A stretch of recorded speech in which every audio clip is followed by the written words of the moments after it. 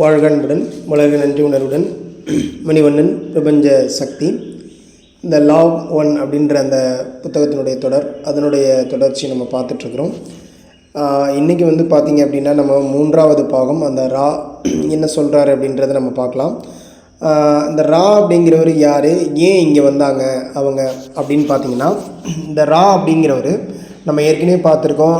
ரா அப்படிங்கிறது என்ன அப்படின்னா, ஒரு நிறைய ஹையர் சோல்ஸ், அதாவது நல்ல எண்ணம், நல்ல ஒரு டென்சிட்டிவ், நல்ல ஒரு உயர்ந்த நிலையை அடைஞ்ச ஆன்மாக்களுடைய தொகுப்பு. நிறைய ஆன்மாக்கள், ஒரு ஆன்மா இல்லை, நிறைய ஆன்மாக்களுடைய தொகுப்பு அப்படிங்கிறது. ஏன்னா அவர் நாம் அப்படின்னு தான் சொல்ல பார்த்துருக்குறோம். இது இந்த சந்திப்பு செயல்பாடு என்ன அப்படின்னா, ஆன்மாக்களுடைய ஒருங்கிணைந்த ஆசை அப்படின்னு சொல்லலாம் இந்த ரா அப்படிங்கிறத. இது இந்த ஆன்மா பார்த்திங்க அப்படின்னா 6வது டென்சிட்டி நிலையை சேர்ந்தவங்க. இவங்க எல்லாருமே அன்பினும் ஞானத்தையும் சமநிலையாக பெற்றவங்க. அதாவது இப்போ நீங்கள் ஒருத்தவங்க அன்புங்கிற விஷயத்தில் உயர்ந்திருக்கிறாங்க அப்படின்னா அவங்க 4வது டென்சிட்டிக்குள்ளே வந்திருக்காங்கன்னு அர்த்தம். ஆனால் அதுவே அடுத்து 5, 6 போகும்பொழுது பார்த்திங்க அப்படின்னா அந்த ஞானமும் லைட்டும் அவங்களுக்கு கிடைக்கும்.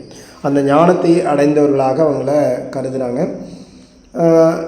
இவங்களுடைய நோக்கம் என்ன, பூமிக்கு ஏன் வந்தாங்க அப்படின்னு பார்த்தீங்கன்னா, இந்த லா ஆஃப் ஒன் சொல்கிறது என்ன அப்படின்னா, அனைவருக்கும் ஒன்று அப்படிங்கிற அந்த இது எல்லாமே, இந்த பிரபஞ்சம் எல்லாமே என்னன்னா அனைவருக்கும் ஒன்று அப்படிங்கிறது சொல்கிறதுக்காக தான் இவங்க வந்திருக்காங்க. இந்த பிரமிடுகள் அப்படிங்கிறது, இந்த ஹீலிங் நிறுவனங்கள், அது ஏன் அந்த உருவாக்கப்பட்டது அப்படின்னா, இந்த பிரமிடுகள் ஒரு ஆன்மீக இனிஷியேஷன் ஹீலிங் மையம் அப்படின்னு சொல்லலாம். அதாவது இதை என்ன சொல்லலாம் அப்படின்னு கேட்டிங்கன்னா, கிறிஸ்டல் சக்திகளுடைய ஒரு வடிவமைக்கப்பட்ட ஒரு இடம் அப்படின்னு சொல்லலாம். ஒரு உயிருள்ள பாறைகள் அப்படின்னு சொல்லலாம். இதோட நோக்கம் என்ன அப்படின்னு கேட்டிங்கன்னா, உணர்ச்சி சார்ந்தவற்றை சமநிலைப்படுத்துறது. அதாவது மெண்டல், பாடி, ஸ்பிரிட் அப்படின்னு சொல்ல முடியாது. இதை உணர்ச்சி சார்ந்தவற்றை சமநிலைப்படுத்துறது, மனித உடலை தூய்மையாக வச்சிருக்கிறதுக்கான ஒரு நிலையை கொண்டு வர்றது அப்படிங்கிறது தான் இந்த பிரமிடு உருவாக்கத்தினுடைய நோக்கம். அப்புறம் பார்த்திங்கன்னா, நம்மளுடைய தாட் ஃபார்ம், நம்மளுடைய எண்ணங்களுடைய கட்டுமானம். பிரமிடுகள், பாறைகள் மனசில் உருவான தேர்வுகள் ஏன் அப்படின்னு கேட்டிங்கன்னா, மனசில் முதல்ல இதை உருவாக்கணும். இப்போ நம்ம மனசில் ஃபிசிக்கலாக இல்லாமல் மனசுலேயே ஒரு ட்ரா பண்ணுவோம்ல, அதே மாதிரி அதை உருவாக்குறோம். இது முன்னேற்பாடு செய்யப்படாமல் ஒரு கட்டுமானம் கிடையாது. இது ஒரு ஃபிசிக்கல் எனர்ஜெட்டிக் மாதிரியே தான் இது செயல்பட்டுச்சு. இதனுடைய முதல் கட்டம் ஏன் இந்த மாதிரி ஆரம்பத்தில் இதை பண்ணாங்க அப்படின்னா, இது நம்மளுடைய மனதுக்குள்ளே இருந்த பயத்தையும் அதனுடைய அழிவுகளையும் தேவையில்லாத எண்ணங்களையும் சுத்தப்படுத்துறதுக்காகவும், உடல்நிலை சென்சாரி டிப்ரிவேஷன் அப்படின்னு சொல்லுவாங்க, வடிவங்களுடைய இருந்து உடலையும் ஒரு புதிய முறையில் ஒருங்கிணைக்கக்கூடிய ஒரு திறன் இந்த பிரமிடுகள்னால் உருவாக்கப்படுவோம். அப்போ நீண்ட காலத்துக்கு இதை சரி பண்ணுறதுக்காக இதை பயன்படுத்தலாம். ஒரு புதிய ஆன்மீக சாதனையை இது ஆரம்பிக்கும் அப்படிங்கிற நோக்கத்தினால தான் இதை பண்ணினாங்க. அப்போ அதுக்கு என்ன சொல்கிறாரு அப்படின்னு கேட்டிங்கன்னா, ஒரு நபர் தனியாக தன்னுடைய மனத்தை சுத்தப்படுத்தினா அவருக்கு அந்த மலையை, அதாவது ஒரு மலையையே நகர்த்தக்கூடிய அளவுக்கு திறன் இருக்குமா. அப்போ பார்த்துக்கோங்க, நம்ம ஏன் இன்றைக்கி லா ஆஃப் அட்ராக்ஷன் அப்படிங்கிற ஒரு கிளாஸஸ் நிறைய நடக்குது. நீங்கள் இப்படி நினைங்க, அப்படி நினைங்க, இதை பண்ணிங்கன்னா அப்படி பணத்தை ஈர்த்தரலாம், இதை பண்ணிங்கன்னா உறவுகளை ஈர்த்தரலாம் அப்படின்னு நிறைய கிளாஸஸ் நடக்குது, நிறைய சொல்லிக் கொடுக்குறாங்க. அதில் உண்மை இருக்குது. ஆனால் அதோடைய அடித்தளமான விஷயம் என்ன அப்படின்னு பார்த்தீங்கன்னா, உங்களுடைய மனம் உண்மையிலேயே தூய்மை பெற்றால் அதனுடைய சக்தி அபாரமாக இருக்கும். நீங்கள் சும்மா லா ஆஃப் அட்ராக்ஷனை பண்ணும்பொழுதே பார்த்தீங்கன்னா அந்த சக்தியை உங்களுக்கே உணர முடியும். அது சும்மா ஒரு சின்ன பீஸ், அது கொஞ்சமாக நடக்குது. அந்த விஷயம் அந்த கொஞ்சமாக நடக்கிறதே உங்களுக்கு மிராக்கலாக தெரியுது. அப்போ உங்கள் மனசு தூய்மைப்படுத்துறதுக்கு நீங்கள் தயாராக இருக்கிறீங்களா? அதுதான் முக்கியமான விஷயம். மனதை தூய்மைப்படுத்த தயாராக இருந்தால் நம்மளுடைய இந்த பிரபஞ்ச சக்தி சேனலில் மட்டும் இல்லைங்க, நான் தனியாக அதற்கான 28 நாள் வகுப்பு ஆன்லைனில் ஃப்ரீயாக இலவசமாக கிளாஸ் எடுத்துகிட்ருக்குறோம். அதே இல்லாமல் பார்த்திங்க அப்படின்னா ஒரு 7 days ப்ரோக்ராம் மாதிரி மார்னிங் 5 to 6 ஒரு ப்ரோக்ராம் பண்ணிகிட்ருக்குறோம். இதே இல்லாமல் நேரடியாக பார்த்திங்கன்னா தியானம், யோகா வகுப்பு வர செப்டம்பர் 29 வச்சுருக்கோம். ஸோ இதெல்லாம் உங்களுக்கு நீங்கள் இன்னும் உங்களுடைய மனதை முழுமையாக தூய்மைப்படுத்தி கொள்ளவும், இன்னும் உங்களை உண்மையான அந்த மனநிலை நோக்கி போகிறதுக்கும் இது எல்லாமே உங்களுக்கு வழிகாட்டும். உங்களுக்கு அது எல்லாம் தேவை அப்படின்னா இதில் என்னுடைய எண் இருக்கும். அந்த எண்ணுக்கோ இல்லை இந்த கமெண்ட்லேயோ உங்களுடைய பதிவு பண்ணுங்கள். உங்களுடைய நம்பரை நீங்கள் எனக்கு இது பண்ணுங்கள், காண்டாக்ட் பண்ணுங்கள். உங்களுக்கு நிச்சயமாக அது சார்ந்த தகவல்கள் இன்னும் கூடுதலாக கிடைக்கும். ஏன் நான் இதை சொல்கிறேன் அப்படின்னா, இன்றைக்கி எல்லாருமே என்ன பண்ணுறோன்னா, ஏதாவது ஒரு விஷயம் இதை நினச்சா கிடச்சிரும், இதை எண்ணிகிட்டே இருந்தால் நடந்துடும் அப்படின்னு நம்ம சொல்கிறோம்.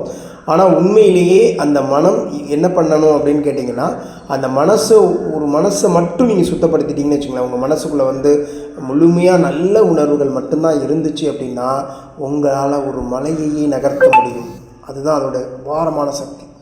அதே நேரத்தில் ஒற்றுமை வாய்ந்த மாஸ் மைண்ட். இப்போ நான் ஏன் உங்கள் எல்லோரும் ஒன்று சேர்க்குறேன் அப்படின்னா, இந்த மாதிரி ஒற்றுமையாக எல்லாரும் ஒன்று சேர்ந்து நம்ம அதை சுத்தப்படுத்தணும் அப்படின்னா முழுமையான ஆரோக்கியத்தை நம்மளால் உருவாக்க முடியும். யாருக்கெல்லாம் ஆரோக்கியம் வேணும்னு நினைக்கிறீங்களோ அப்போ ஒரு மாஸ் மைண்ட் எல்லோரும் சேரக்கூடிய ஒரு இடத்துல, நல்ல மக்கள் ஒன்று சேரக்கூடிய இடத்துல நீங்கள் சேரணும். அப்படி சேர்ந்தீங்க அப்படின்னா உங்களுக்கு நிறைய நல்ல நன்மைகள் நடக்கும், நிறைய விஷயங்கள் உங்களுக்கு கிடைக்க ஆரம்பிக்கும். அப்போ அதனால தான் இந்த மனதை சுத்தப்படுத்தணுங்கிறதுக்காக தான் இந்த பிரமிடை உருவாக்குறதுக்காக ராவாகிய நாங்கள் அதுக்கு உதவி பண்ணணும் அப்படின்னு சொல்கிறாங்க. அடுத்துதான் இந்த தனிப்பட்ட வளர்ச்சி, அதாவது நம்மளுடைய தனிப்பட்ட வளர்ச்சியும் சரி, மொத்தமாக யூனிட்டி, அதாவது மாஸ் யூனிட்டி, இதுவும் ரெண்டுமே வளரணும் அப்படிங்கிறதுக்காக தான் அவங்க அதை பண்ணாங்க. அப்போ ஃப்ரீ வில் அப்படின்னு பார்த்தீங்கன்னா அது ஒரு மிராக்குலஸான ஒரு ஸ்ட்ரக்சர் அப்படின்னு சொல்கிறாங்க. அதாவது இன்றைக்கி நமக்கு இருக்கிற அந்த ஃப்ரீ வில் அப்படிங்கிற விஷயம், மறைப்பு விதி அப்படிங்கிறது, இதுக்கு முன்னாடி என்ன சொல்கிறாங்கன்னா, இந்த ஆன்மாக்கள் இந்த பூமியில் பிறந்தப்போ பார்த்திங்க அப்படின்னா இந்த மாதிரியான ஒரு தன்மை இல்லை. அதுக்கு போன ஜென்மத்தில் என்ன பண்ணணும் அந்த மாதிரியான எல்லா நினைவுகளோடு தான் அதுங்க பிறந்திருந்துச்சு. ஆனால் ஒரு நேரத்தில் பார்த்திங்கன்னா ஒரு தற்செயலாகவே ஒரு ஆன்மாக்களில் அந்த விஷயம் தெரியாமல் பண்ணின ஆன்மாக்கள் இன்னும் நல்லா வேகமாக முன்னேறினுச்சாமா. அப்போ அதனால தான் என்ன ஆச்சு அப்படின்னா, அந்த ஃப்ரீ வில் அப்படிங்கிறது எல்லா ஆன்மாக்களுக்கும் விதியாகவே அமைக்கப்பட்டு விட்டது. அப்போ மனிதர்கள் இந்த பூமி பிரமிடுகளை ஒரு விசித்திர சின்னமாக பார்க்கக்கூடாது, அதை பார்த்தா தெரியணும், அப்படி அதை போன்று அதை அபூர்வமாக ஒரு மிராக்களை தோற்றுவிக்கிறதா அது தோன்றக்கூடாது. அது ஒரு கட்டுமான மாதிரியே தெரியணும், ஆனால் அது ஃப்ரீவில்லை பாதுகாக்கக்கூடியதாக இருக்கணும். அங்கே போனால் அது ஃப்ரீவில்லுக்கு எதிராக இருக்கக்கூடாது. அந்த பிரமிட் அப்படிங்க ஃப்ரீவில்னால் உங்களுக்கு நல்லா தெரியும், மறைப்பு விதி. அந்த மறைப்பு விதிக்கு எதிராக, அதாவது அந்த நம்ம சொல்ல முடியாது வினாத்தால் அவுட் பண்ணுற இடமா அது இருக்கக்கூடாது. வினாத்தால் அவுட் பண்ணுற இடமா அந்த பிரமிட் இருந்துடக்கூடாது அப்படிங்கிறதா முக்கியமானது. அப்போ இங்கே என்ன இருக்குன்னா, ஒருவேளை இங்கே வழிபாடு, ஆன்மீக மர்மம் இதெல்லாம் அதுக்கு தடையாக இருக்கலாம்.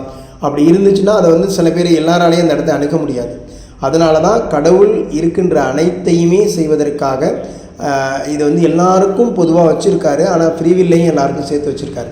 அப்போ இந்த ஃப்ரீவில் யார் அதை தாண்டி தேடல் இருக்குதோ, அதை தாண்டி அவங்க இனிஷியலாகவே அவங்களாகவே முன்னேறிட்டே இருக்கிறாங்களோ அவங்களுடைய வாழ்க்கையில் அது மிகப்பெரிய முன்னேற்றத்தை ஏற்படுத்தும். அப்படிங்கிறது தான் இந்த 3வது பாகத்தில் இந்த ராவும் கார்லாவும் அவங்க கேட்ட கேள்விகளுக்கு ரா கார்லா மூலியமாக சொல்லக்கூடிய பதில்கள். அப்போ நாங்கள் அதனால தான் இந்த மாதிரியான விஷயங்களை உருவாக்கணும், பிரமிடை உருவாக்கணும். இது மனதை சுத்தப்படுத்துவதற்கும் மக்கள்கிட்ட ஒருமித்த ஒரு ஆன்மீகத்தை உருவாக்குவதற்குமாக தான் நாங்கள் இதை பண்ணணும். ஆனால் அதே நேரத்தில் அது ஒரு கட்டுமானமாக நாங்கள் பண்ணணும். ஏன் அப்படின்னா அது ஒருவேளை மாயாஜாலம் மாதிரி ஆயிடுச்சு அப்படின்னா மக்கள் அதை தவறுதலாக பயன்படுத்துவாங்க. அப்படின்றதுக்காக அதை ஒரு இயல்பான கட்டடம் மாதிரி நாங்கள் வடிவமைச்சோம் அப்படின்னு சொல்லி முடிச்சிருக்காங்க. இது ஒரு அற்புதமான விஷயம். நாம் புரிஞ்சிக்க வேண்டிய விஷயம் என்ன அப்படின்னா, நம்மளுடைய மனதை தூய்மைப்படுத்த வேண்டும். அவன் மனசை தூய்மைப்படுத்தினா எதுலேருந்து தூய்மைப்படுத்துறது, என்னவெல்லாம் இல்லாமல் இருக்கணும், அதுக்கு நாம் என்ன பண்ணணும் அப்படிங்கிறத தெரிஞ்சுக்க தொடர்ந்து இந்த தொடரில் தொடர்ந்து இணைந்திருங்கள். நான் சொல்ல வேண்டிய விஷயம் என்னென்னா, இந்த வீடியோ முழுசாக பாருங்கள், அப்போ ஸ்கிப் பண்ணாமல் பாருங்கள். அப்போ தான் நிறைய பேருக்கு அது ப்ரமோட் ஆகும். நம்மளுடைய சேனலில் இன்னும் நிறைய விஷயங்கள் இருக்குதுங்க. ப்ளேலிஸ்ட்டில் போனீங்க அப்படின்னா நீங்கள் பார்த்து தெரிஞ்சுக்கலாம். டெய்லி மார்னிங் நீங்களாகவே தியானம் பண்ண முடியும். நம்மளுடைய ப்ளேலிஸ்ட்டில் தியானம்ங்கிற டாப்பிக்கில் நாம் சொல்லிக் கொடுக்குற பிரபஞ்ச தியானம், ஆனந்த தியானம், அகவொளி தியானம்லாம் நான் அதில் கொடுத்துருக்குறேன். இது நம்மளுடைய அமைப்பு பார்த்திங்கன்னா பிரபஞ்ச சக்தி மையம் அப்படின்னு சொல்லிட்டு வாழ்க அன்புடன் அப்படின்னு நம்ம சொல்லி மக்களுக்கு நிறைய விஷயங்களை, நல்ல விஷயங்களை நம்மளுடைய ஒரு பார்ட்டில் கொடுத்துட்டே இருக்கிறோம். இது சார்ந்த இன்னும் தகவல்கள் வேணும் அப்படின்னாலும் நீங்கள் எனக்கு தொடர்பு கொள்ளுங்கள். நன்றி. உங்கள் மணிவண்ணன்.